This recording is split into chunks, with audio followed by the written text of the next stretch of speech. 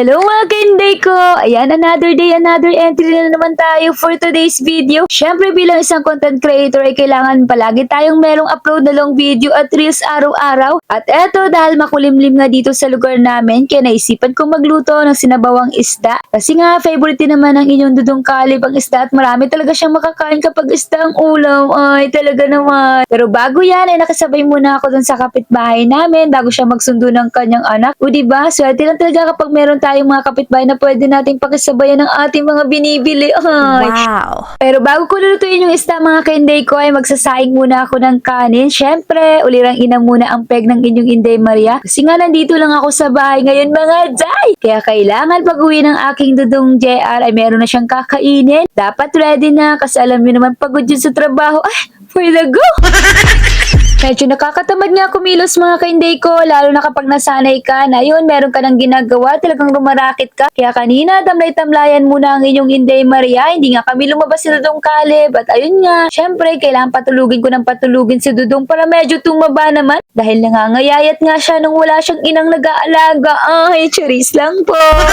Iba rin talaga mga kainday ko kapag nanay yung nag-aalaga sa ating mga junakis. At eto, hinuhugasan ko na nga ang isda ng aking piprituhin. O diba? Ganun kami katipid mga kainday ko. Dalawang isda lang binibili namin kasi nga alam niyo bang 90 pesos na yung dalawa na yan? Yes, namamahalan na talaga akong mga day kasi nga syempre, kailangan magtipid talaga dahil isa na lang ang kumakayod ngayon. Bukas nga ay a-attend ako sa tupad.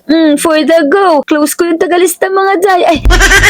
Nakasama nga sa tupad ang inyong Inday Maria bukas kaya a-attend ako ng profiling. Oh my gosh! Totoo na to mga kainday ko. Profiling na to kaya maghihintay na lang kami kung kailan kami mag-uumpisa. Kaya nga sabi ko sisipagan ko magwalis para naman talagang sulit na sulit yung ibabayad sa akin. At eto na nga yung isda mga kainday ko na aking sinabawan. Dalawa lang yan dahil yung mga ulay pinrito ko. Mas gusto kasi ni Inday Sofia ang pinrito mga kainday ko. Hindi katulad ni Dudong Caleb na kahit anong luto basta isda ay talagang for the go. Sabi ko nga sa kanya ay mamaya mauna na kaming kumain kasi nga malilito konti uwi ang kanyang daddy. At ayun na nga, thank you Lord kasi nga nairaos na naman yung buhay-buhay namin sa araw-araw. Medyo mahirap din talaga mga kainday ko kapag nangungupahan ka. Hindi din talaga biro kasi talagang lahat ng bills tsaka yung gastos sa araw-araw ay talagang kailangan talagang mga kainday ko naka-budget. Hindi pwede yung basta-basta lang kasi kung di mababaong ka talaga sobra sa lahat ng tindahan. Okay sana kung merong nagpapautang sa yung mga tindahan dito. Eh dito nga, makautang ka lang ng 100 talaga agad-agad ka sisingil eh.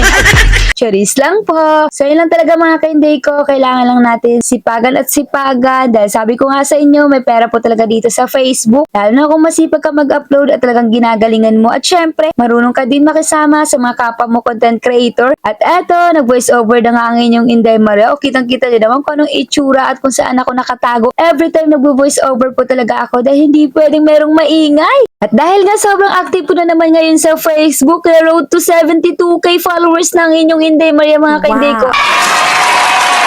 Kaya kailangan talaga natin sipagan na sipagan at pag tayo mawala ng pag-asa. So yun lang po. Bye!